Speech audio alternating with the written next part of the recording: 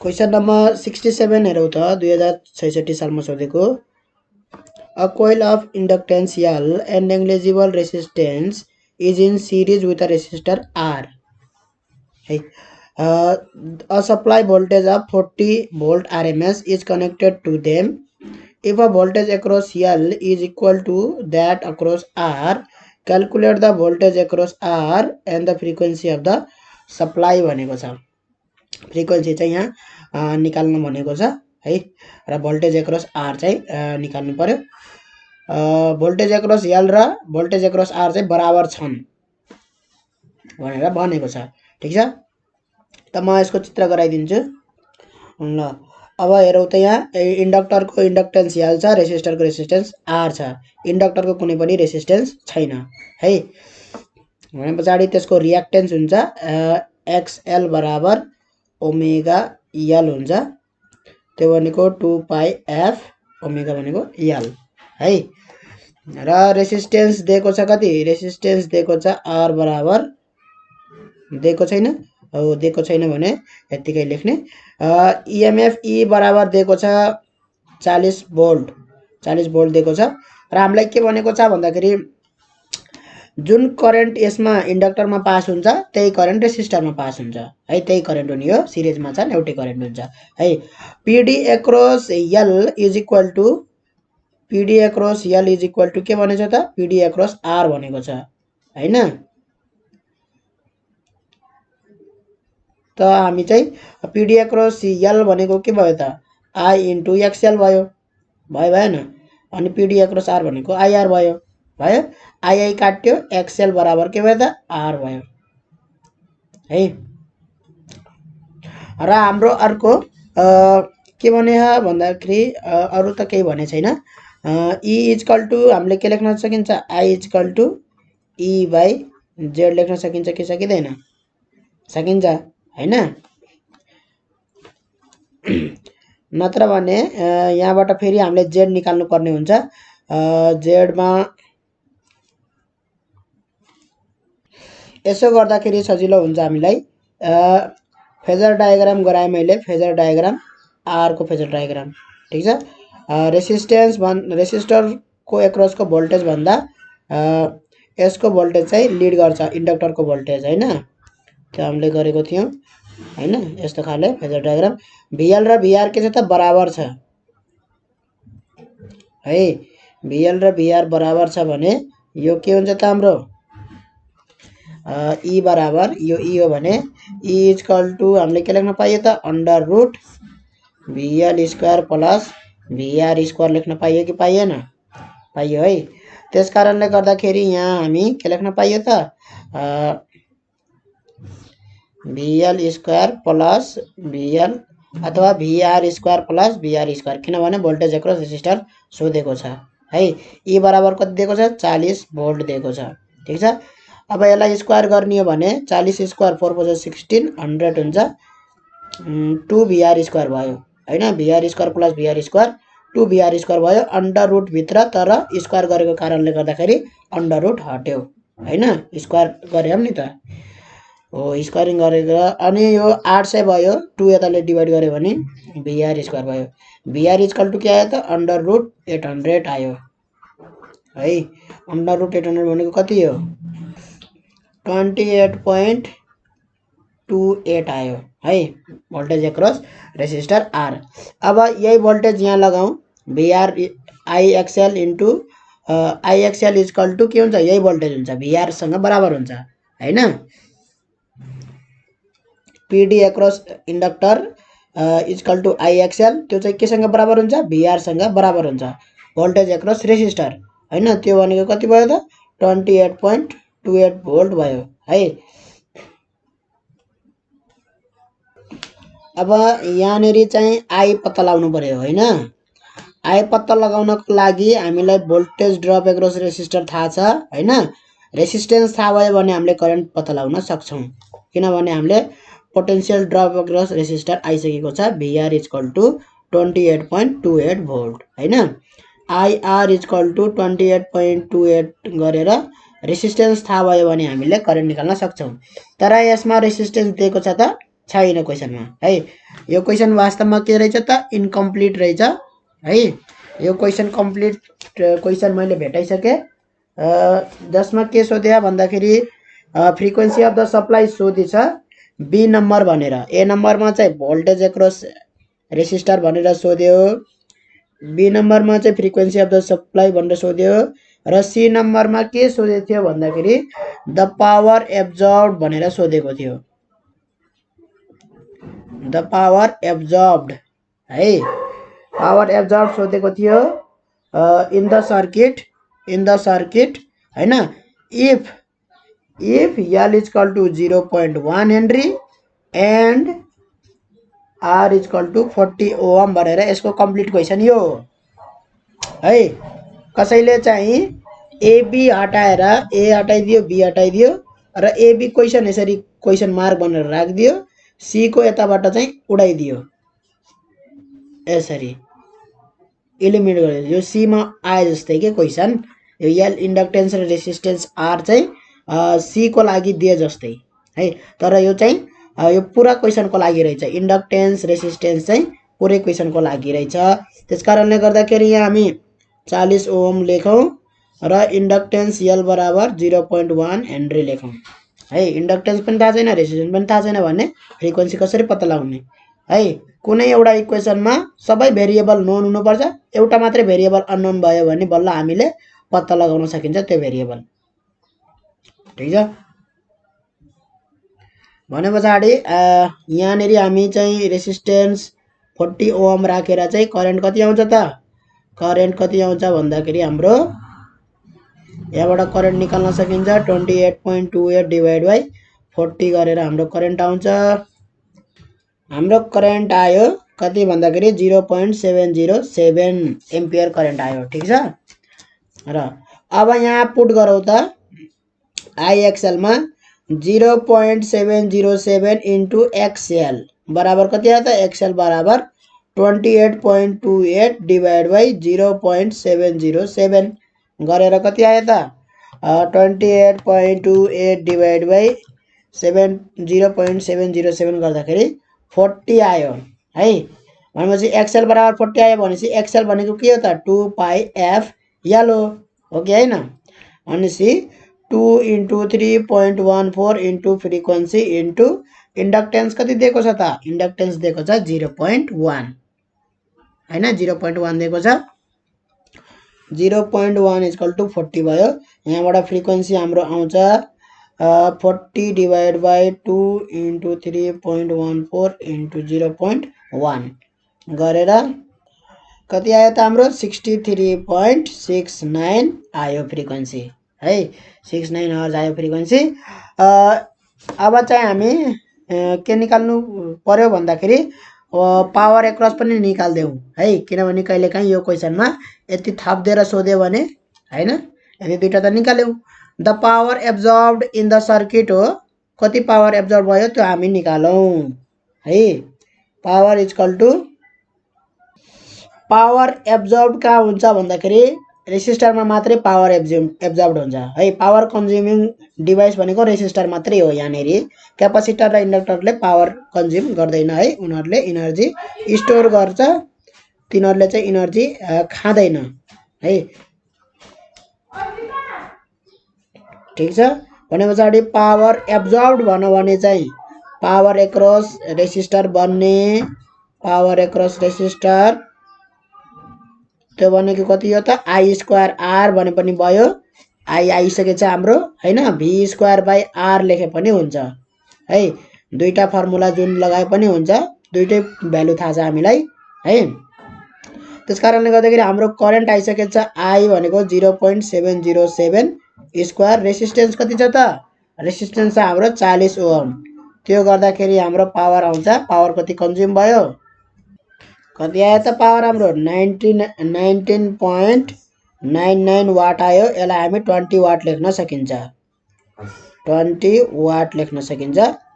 एपारेन्ट power सोध्यो भने के लेख्ने त, एपारेन्ट पावर सोध्यो भने एपीपीएआरईएनटी एपारेन्ट पावर भनेर सोध्यो भने हाम्रो चाहिँ के हुन्छ त आई स्क्वायर जेड हुन्छ, अथवा भी स्क्वायर बाई जेड लेखे पनि हुन्छ है, पावरको भी को टर्ममा लेखे पनि हुन्छ। करेन्ट चाहिँ हाम्रो के हुन्छ त पुरै सर्किटमा यही 0.707 करेन्ट बगिरहेछ है। भेरिएबल करेन्ट हुन्छ तर हामीले आरएमएस करेन्ट निकाल्यौँ किनभने हाम्रो भोल्टेज पनि के दिएको छ आरएमएस दिएको छ। ठीक छ, एभरेज जस्तै हो आरएमएस हैन। भेरिएबल करेन्टको आई स्क्वायर जेड लेखे पनि भयो, V square by Z. V square by जेडबाट गरौँ किनभने भी भनेको कति दिएको छ ठ्याक्कै 40 दिएको छ, हामीलाई गर्न सजिलो हुन्छ हैन। भी स्क्वायर बाई जेड वाला फर्मुला लगाएँ मैले। 40 स्क्वायर बाई जेड कति आएको छ त जेड हामीलाई थाहा छैन हैन। भने पछाडि जेड निकाल्नलाई हामीले के गर्छौँ भन्दाखेरि आईभी गर्छौँ है। आईभी वाला फर्मुला लगाउँछौँ किनभने आई पनि थाहा छ भी पनि थाहा छ है। आईभी आई इन्टु भी गर्छौँ। आई भनेको 0.707 इन्टु 40 गर्दाखेरि कति आयो त हाम्रो 0.707 इन्टु 40 गर्दाखेरि हाम्रो आउँछ 28.28 आयो। 28.28 है।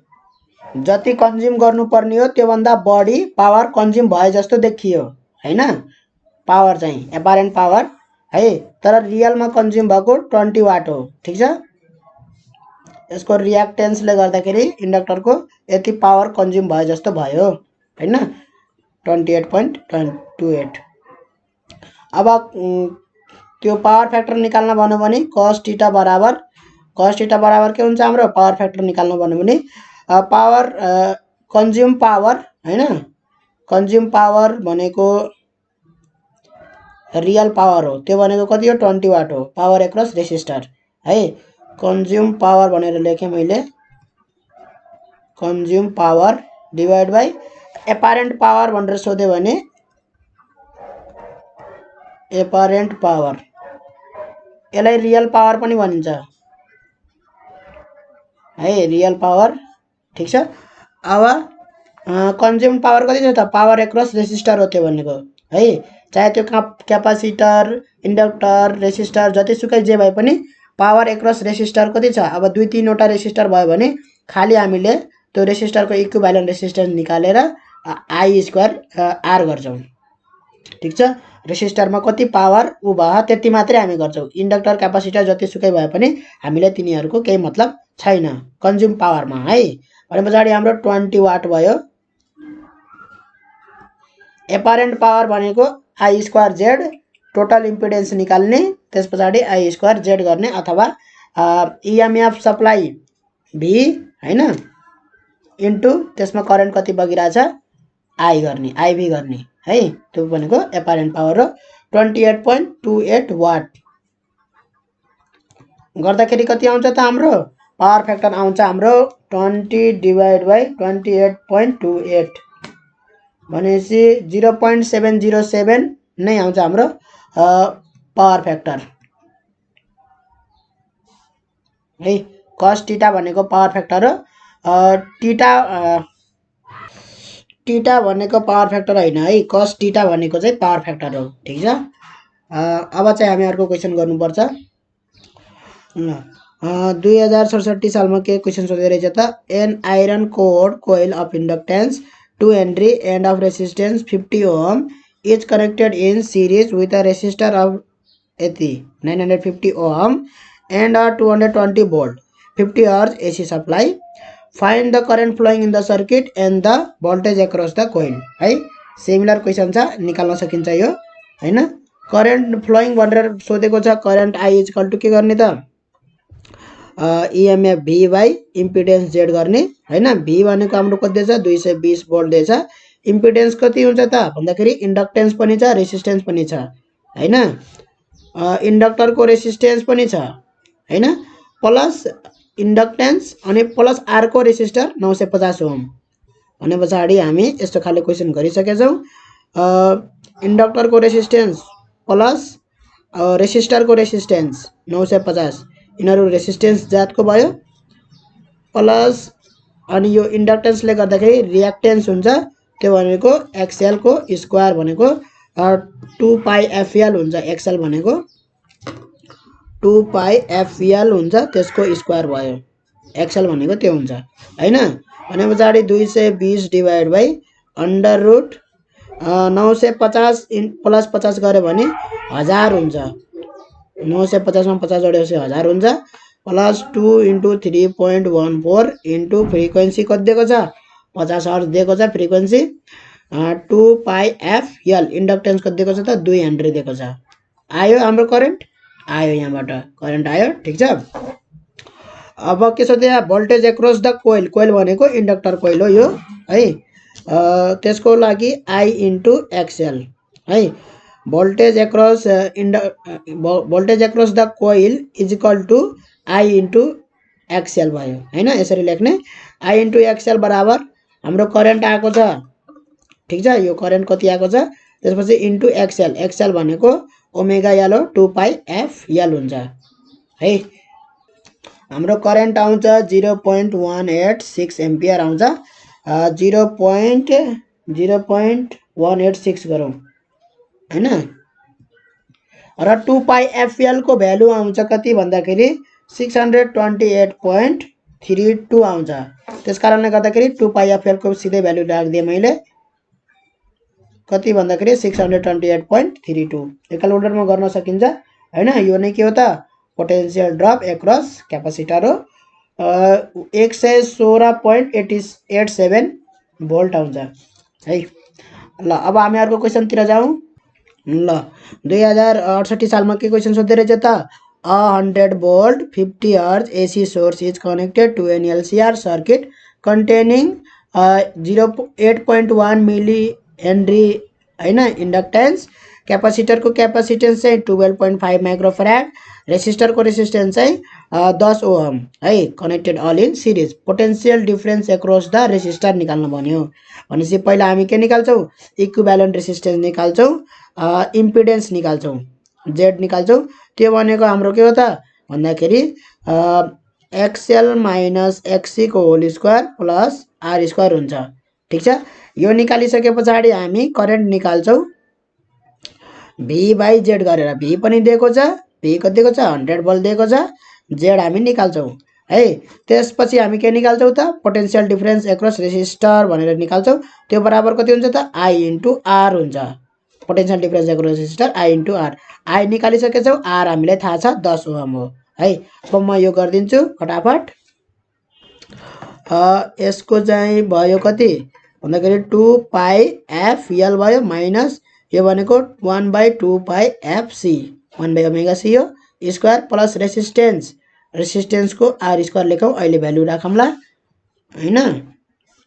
अब के भयो त 2 पाई एफएल 2 * 3.14 इन्टु फ्रिक्वेन्सी दिएको छ 50 हर्ट्ज, इन्डक्टेन्स दिएको छ 8.1 * 10 को पावर -3। यो छुट्टा छुट्टै निकाल्दाखेरि सजिलो हुन्छ है गर्नको लागि, किनभने यो लामो हुँदै जान्छ। कपीमा अटाउन्न। ठीक छ। त्यसकारणले गर्दाखेरि म छुट्टा छुट्टै निकाल्छु। एक्सएल इक्वल टु निकाल्छु, एक्सी इक्वल टु निकाल्छु। त्यसपछि मैले रेसिस्टेन्स थाहा छ सिधै मैले जेड को भ्यालु लेख्छु। ठीक छ। ल हाम्रो चाहिँ एक्सएल आएको छ 2.5434, एक्सी आएको छ 254.77, एक्सएल माइनस एक्सी गरे भने चाहिँ 252.23, त्यसपछि स्क्वायर गर्दै भने चाहिँ 63621 है। भनेपछि हामी सिधै यहाँनेरि त्यसको भ्यालु पुट गर्दिम कसको स्क्वायर को सिधै है 63621 प्लस आर स्क्वायर भनेको 10 स्क्वायर हो है। 10 स्क्वायर हो, आर स्क्वायर भनेको प्लस 10 स्क्वायर। यो गरे भने चाहिँ मेरो इम्पिडेन्स आउँछ जेड इक्वल टु आउँछ इम्पिडेन्स 252.43 आउँछ है। अब यहाँ पुट गर्दै जेड भनेको 252.43 भनेपछि मेरो करेन्ट आउँछ 0.39 एम्पियर करेन्ट आउँछ। मेरो 0.39 एम्पियर करेन्ट आउँछ। अब चाहिँ पीडी एक्रॉस रेसिस्टर आर बराबर आई इन्टु आर भयो 0.39 इन्टु रेसिस्टेन्स कति छ 10 ओहम छ। त्यही भएर मेरो कति भयो त 3.9 भोल्ट भयो है। अब अर्को क्वेशन हेरौँ त 2068 सालमा के क्वेशन सोध्दै रहेछ। An alternating voltage 20 volt RMS and 4 kilohertz kilohertz frequency is applied to a resistor of resistance 5 ohm in series with a capacitor of capacitance 10 microfarad.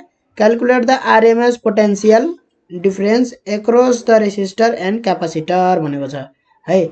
RMS potential difference भनेर सोध्दैछ भने पछाडि हामीले अघिसम्म गरेको के रहेछ त RMS नै रहेछ है। जे भोल्टेज दिएको छ त्यही हुन्छ किनभने यहाँ अल्टरनेटिङ छ, म्याग्निट्युड फ्लक्चुएट गरिरहेछ हैन। त हामीले चाहिँ RMS निकालेको हो है। जस्तै हामीले अरु क्वेशनमा जति पनि निकाल्यौं पोटेन्शियल डिफरेन्स एक्रॉस रेसिस्टर यो पनि के हो त RMS भ्यालु हो है। यो 100 भोल्ट जे हो त्यही हो है। यो भोल्टेज सोर्सको जुन 100 भोल्ट छ कन्स्टेन्ट 100 भोल्ट त आउँदैन हैन, फ्लक्चुएट गर्छ, एसी हो हैन। 0 देखि पिक सम्म अब कति छ त्यसको है।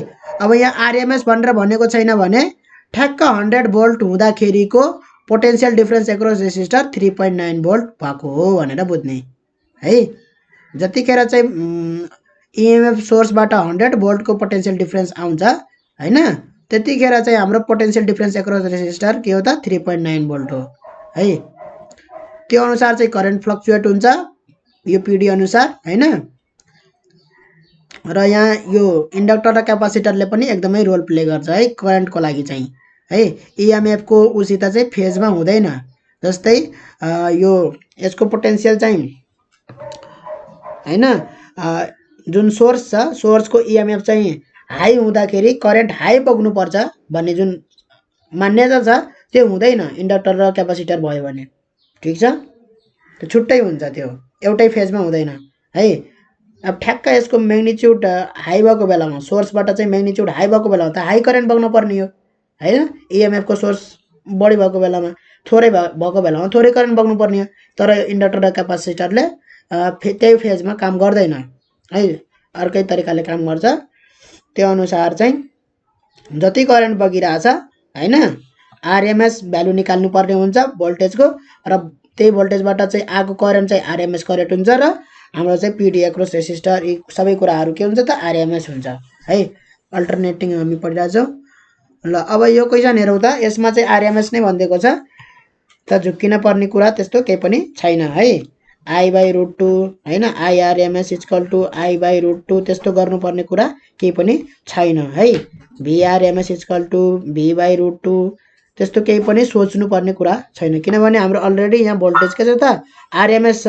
RMS भोल्टेज भएपछि हामीले चाहिँ जे पनि निकाल्छौं, यहाँ करेन्ट निकाल्छौं, पोटेन्शियल डिफरेन्स एक्रॉस रेसिस्टर निकाल्छौं, सबै निकाल्छौं, त्यो सबै के हो त RMS नै हो है। ल अब हामी यो गरौँ क्वेशन। अब हामी चाहिँ यहाँ पहिला सुरुमा क्यापासिटर र रेसिस्टर मात्र दिएको छ, त्यही भएर हामी यो क्यापासिटरको एक्रॉसमा चाहिँ रिएक्टेन्स कति हुन्छ त्यो निकालौं। त्यसपछि हाम्रो करेन्ट बराबर के हुन्छ त VRMS, यो IRMS हो है। त्यसकारणले गर्दाखेरि VRMS/Z हुन्छ इम्पिडेन्स। VRMS हाम्रो दिएको छ कति भन्दाखेरि हाम्रो VRMS दिएको छ 10 भोल्ट। 10 भोल्ट दिएको छ। 10 भोल्ट डिवाइड बाइ Z भनेको R² प्लस क्यापासिटर र रेसिस्टेन्स मात्रै छ हैन XC²। XC निकालौं, रेसिस्टेन्स त हामीलाई छदै छ। XC भनेको के हुन्छ त 1/ओमेगा C 1/2πfC भयो है। 1/2 * 3.14 * फ्रिक्वेन्सी 4 किलो भनेसी इन्टु 1000 गर्नु पर्यो, हर्ज मिलाउनु पर्यो हैन। फ्रिक्वेन्सी भएपछि क्यापासिटेन्स कति छ त क्यापासिटेन्स छ 10 माइक्रोफैराड 10 * 10⁻⁻6 भयो, ठीक छ, फैराड मिलाउने। र यो आउँछ हाम्रो 3.98 ओहम आउँछ, ठीक छ। अब हामी यहाँ पुट गरौँ 10 डिवाइड बाइ R² भनेको रेसिस्टेन्स 5 ओहम छ हैन, 5² भयो प्लस 3.98 को स्क्वायर भयो है। यो गरे पछाडी हाम्रो आउँछ 10/6.39 र हाम्रो 1.56 एम्पियर करेन्ट आउँछ भनेपछि potential difference across resistor PD across resistor = VR ले लेखौं हैन = IR भयो। करेन्ट कति बगिरहेछ त 1.56 करेन्ट बगिरहेछ भने यो कन्स्टेन्ट करेन्ट बग्दैन है, कन्स्टेन्ट करेन्ट बग्दैन। यो हाम्रो चाहिँ RMS हो, 7.8 भोल्ट हुन्छ। त्यस्तै पोटेन्शियल डिफरेन्स एक्रस क्यापासिटर भनेर कसरी निकाल्न सकिन्छ त आई इन्टु एक्सी है। आई इन्टु एक्सी भएपछि 1.56 भयो हाम्रो करेन्ट आरएमएस र एक्सी भनेको हाम्रो कति छ त 3.98 छ है। त्यही भएर यहाँ एक्सी छुट्टै निकालेको है, किनभने छुट्टै छुट्टै निकाले पछाडि हामीलाई युज गर्न सजिलो हुन्छ है। त्यही भएर यो इन्डिभिजुअली निकाल्ने छुट्टै कुरा बुझिन्छ। सिधै जेडमा राखेर मैले सिधै यहाँ भ्यालु निकाले भए अलि मलाई गाह्रो हुन्थ्यो है, कहिलेकाहीँ यहाँ एक्सी युज गर्नुपर्ने हुन्छ। ल हाम्रो कति आयो त 6.2 भोल्ट आयो है। ल अब अर्को क्वेसन हेरौँ हामी 2068 सालमा सोधेको। A circuit consists of an inductor of 200 microhenry and resistance of 10 ohm in series with a variable capacitor and a 0.10 volt RMS 1.0 megahertz supply है। र एउटा कुरा हामी यहाँ ख्याल गर्यौं कि गरेनौं,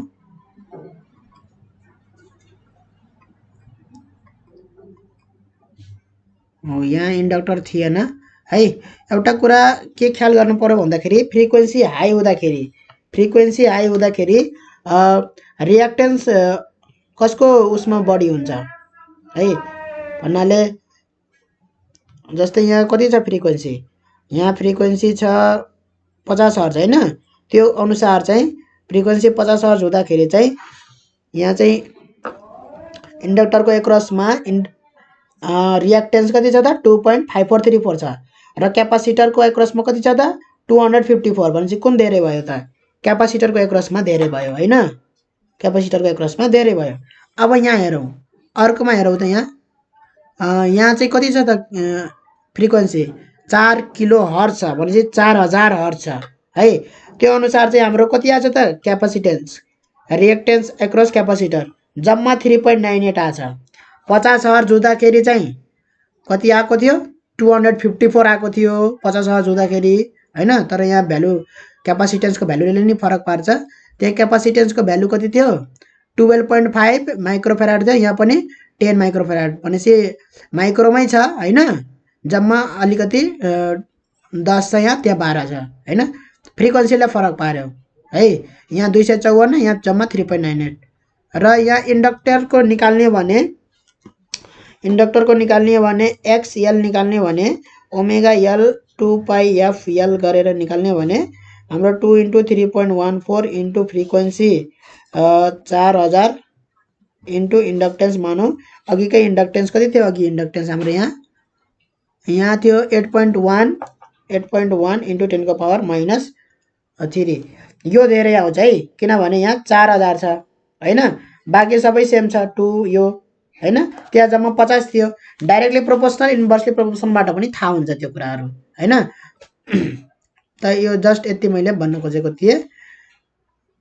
अब यहाँ हेरौँ त फ्रिक्वेन्सी यहाँ बढी दिएको छ 1 मेगाहर्ज छ है। त्यो 1 मेगाहर्ज भनेको ठुलो एम भनेको मेगा हो है, सानो एम भनेको मिली हो, यो माइक्रो हो, यो न्यानो हो, यो पिको हो है।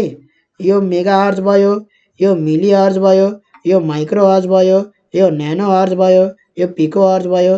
त्यस्तै यिनीहरु के हुन् त मेगा भनेको 10⁻⁶ भयो, मिली भनेको 10⁻³ भयो, माइक्रो भनेको 10⁻⁻6 भयो, न्यानो भनेको 10⁻⁻9 भयो, पिको भनेको 10⁻⁻12 भयो है।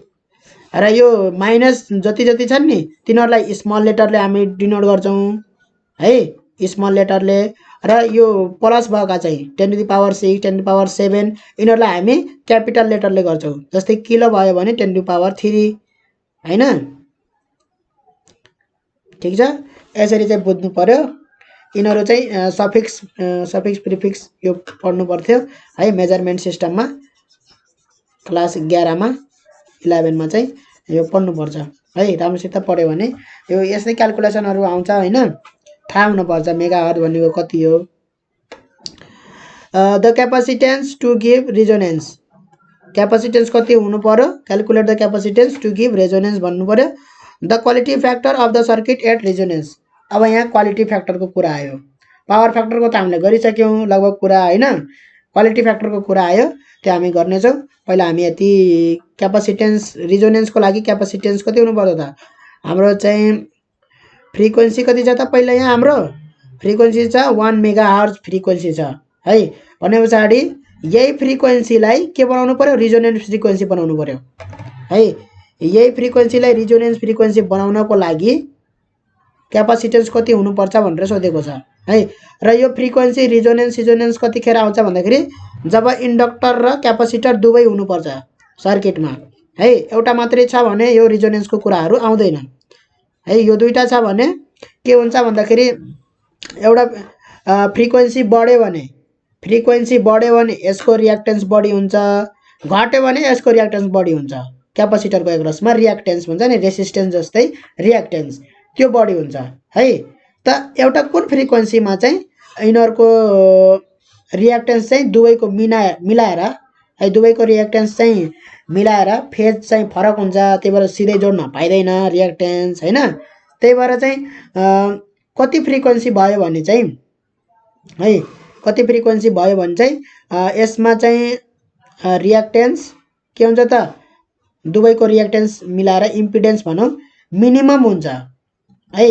र इम्पिडेन्स मिनिमम भयो भने के हुन्छ त करेन्ट म्याक्सिमम फ्लो हुन्छ हैन।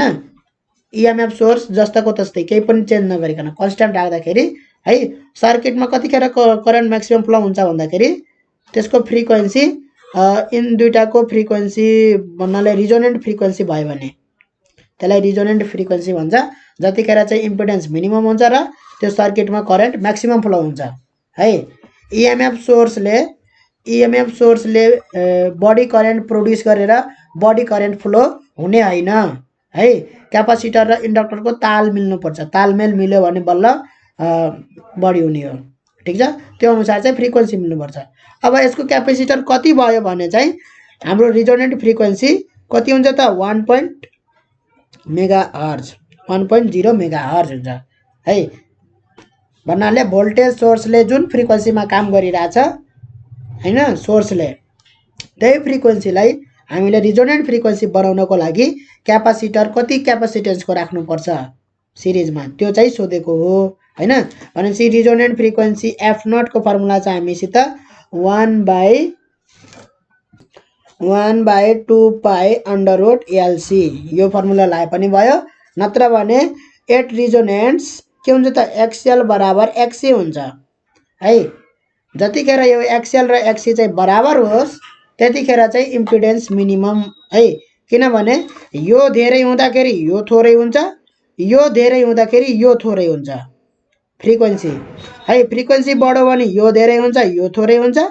फ्रिक्वेन्सी घट्यो भने चाहिँ एक्सी धेरै हुन्छ, एक्सएल थोरै हुन्छ। त्यसकारणले गर्दाखेरि जब यिन दुईटा बराबर हुन्छन् त्यतिखेर चाहिँ हाम्रो म्याक्सिमम करेन्ट फ्लो हुन्छ भन्ने छ। त्यो भनेको ओमेगा एल इक्वल टु 1/ओमेगा सी। ओमेगा त दिएको छैन, 2πfl गर्ने 1/2πfc भयो यो हो। फर्मुला थाहा छैन भने हो फर्मुला घोक्न गाह्रो हुन्छ भने यसरी सम्झिने ठिक छ। अब यहीँबाट आइसक्यो हाम्रो फ्रिक्वेन्सी एफ स्क्वायर भयो 1/4π² एलसी भयो कि भएन। F equal to under root है, अंडर रूट गर्दाखेरि 1/2π भइहाल्यो, यो अंडर रूट एलसी भयो कि भएन है। टोटल अंडर रूट गर्दाखेरि 4π² चाहिँ 2π बन्यो ठिक छ। यसरी गरे पनि भयो हैन। अब सबै कुरा त दिएको छ, दिएको छैन र। इन्डक्टरको इन्डक्टेन्स दिएको छ, फ्रिक्वेन्सी दिएको छ है, क्यापासिटेन्स निकाल्नु पर्यो है। इन्डक्टरको इन्डक्टेन्स छ हामीसित भने पछाडि हामीलाई यहाँबाट निकाल्न सजिलो हुन्छ है। जुन फर्मुला प्रयोग गरे पनि भयो, यहाँबाट निकाल्न हामीलाई सजिलो हुन्छ। सी इक्वल टु के हुन्छ त 1/2⁴π² एफ स्क्वायर हुन्छ हुँदैन अनि इन्टु यल हुन्छ। यहाँबाट सी लाई उतातिर लग्ने यसरी, बाँकी सबैलाई यतातिर ल्याउने 4π² एफ स्क्वायर एल हुन्छ। त्यो भनेको कति भयो त 4 × 3.14 को स्क्वायर भयो। फ्रिक्वेन्सी कति छ 1 मेगाहर्ज भनेको कतिवटा 1 × 10⁶ हो है। 1 लेख्नु परेन, 10⁶ लेखे पनि भयो, स्क्वायर भयो।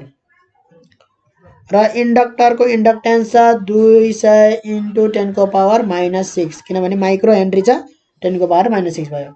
यहाँबाट चाहिँ हाम्रो क्यापासिटेन्स आउँछ 1.26 इन्टु 10 को पावर -10 फेराड आउँछ है।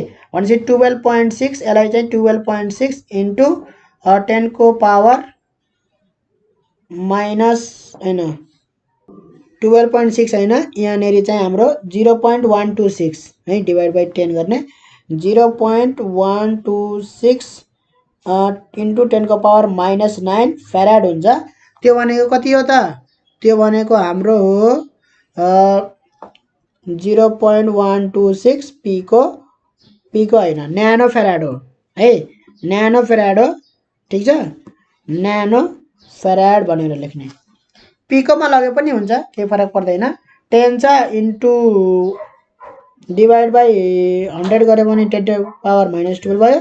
त्यो गर्दाखेरि 126 पीको फेराड हुन्छ है।